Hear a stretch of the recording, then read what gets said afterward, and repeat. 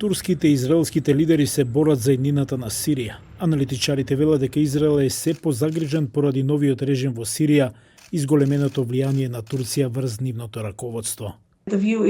Израелскиот став не е многу оптимистички за еднината на Сирија во смисла дека таа ќе стане потенцијална закана за Израел и дека во оваа потенцијална закана фактот дека Турција ќе биде доминантна и исто така опасен за Израел. Силната поддршка на турскиот претседател Реджеп Таип Ердоган за терористичката група Хамас, како што е именувана од САД, ги затегна односите во Израел.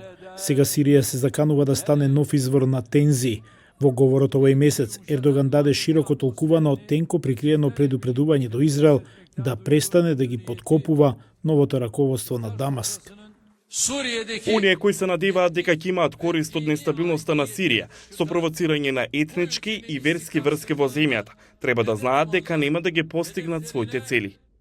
Говорот на Ердоган уследи по понудата на израелскиот премиер Бенјамин Нетањаху да ги поддржи сириските друзи и курдските малцинства. Аналитичарите велат дека Анкара и Јерусалим имаат спротивставени визии за еднината на Сирија. Турција сака да види сигурна и стабилизирана унитарна држава под преодната влада на Ал-Шара. Израел, од друга страна, сака да види слаба и фрагментирана Сирија. Главна грижа на Израел од секогаш била обезбедувањето на незината северна граница.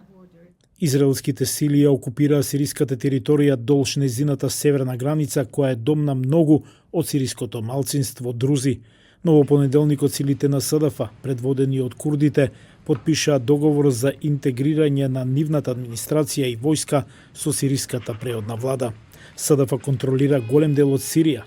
Со засилувањето на контролата од страна на Дамаск, аналитичарите велат дека Израел ќе биде загрижен поради проширувањето на постојното воено присуство на Турција во Сирија.